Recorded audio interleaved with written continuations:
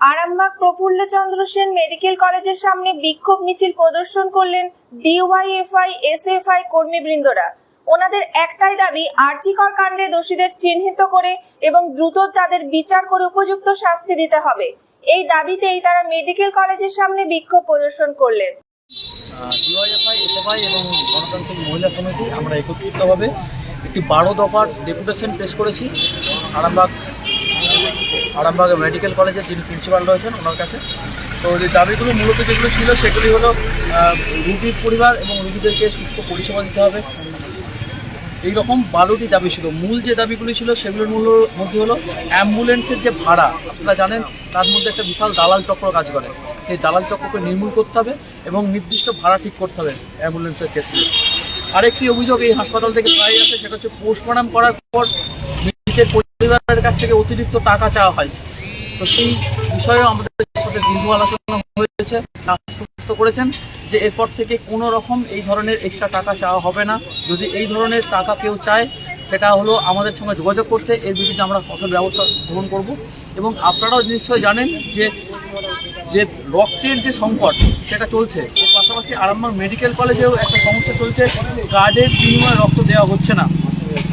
এর পিছনে একটা বিশাল দালাল চক্র চলছে। কার্ড ছাড়া মেডিকেল কলেজ থেকে রক্ত চলে যাচ্ছে বেসরকারি নার্সিংহোমে। এর বিরুদ্ধেও উনি আশ্বস্ত করেছেন যে এই ব্যবস্থার দুটো সমাধান উনি করবেন। মূলত এই 12টি দাবি নিয়েই আজকে আমাদের ডেপুটেশন ছিল ডিওয়াইএফআই এসএফআই এবং মহিলা সমিতির পক্ষ থেকে। আপনার নাম? আমার নাম অনুদীপ রায়, আমি ডিওয়াইএফআই সদস্য আমার লোকাল।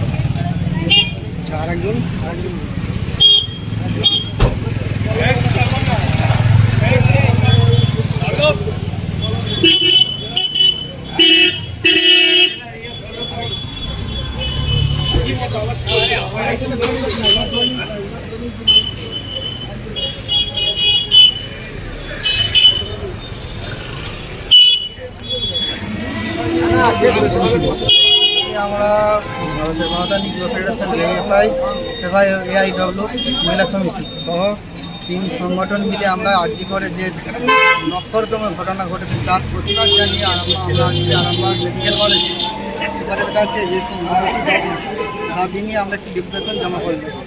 বাকি যে দাবি আছে তার মধ্যে হচ্ছে রোগী যে ভর্তি থাকে তার রোগীর প্রয়োজনটা রাত্রিরে থাকার জন্য তাদের পরিষেবা ভালোভাবে দিতে হবে। এছাড়া রোগীদের খাবারের মানটা আমরা রোগীদের পরিবারের কাছ থেকে শুনতে পাচ্ছি যে পরিবারের খাবারের মানটা একেবারেই নগণ্য, যেটা খাবার মতো নয়। সেটা নিয়ে একটা অভিযোগ আছে রোগীদের। সেটা সুপার সাহেব বললেন যে আমরা দেখছি, সেটা দেখে করতে পারবো আমরা, যেটা পরবর্তী সময় যাতে খাবারের নিয়ে কোনো রকম অভিযোগ আছে সেটা আমরা দেখব।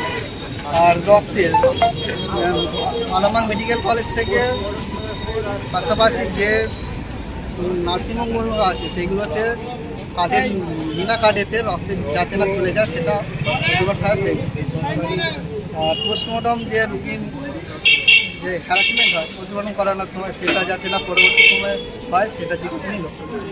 কতটা ফলপ্রসূ হবে বলে মনে করছেন? আমরা যেটা আশা করছি এই যে গোটা পশ্চিমবঙ্গে এই আরজিকরের নক্ষত্রম ঘটনার প্রতিবাদ জানিয়ে প্রত্যেকটা ব্লকে এবং স্বাস্থ্যকেন্দ্র এই ডেপুটেশন আমাদের 3টি সংগঠন এসএফআই ডিওয়াইএফআই এবং মহিলা সমিতির পক্ষ থেকে দেওয়া হচ্ছে। আশা করছি এই ঘটনার যা আগুন তীব্রতা চারিদিকে ছড়িয়ে পড়েছে তাতে করে আমরা আশার ফল পাবো। আপনার নাম পরিচয়? আমার নাম তুষার কলে। পরিচয় আমিও। সরাসরি আরামবাগ থেকে সন্দীপের সাথে চিন্ময়ের রিপোর্ট, ক্রাইম প্রেস, বেঙ্গল নিউজ।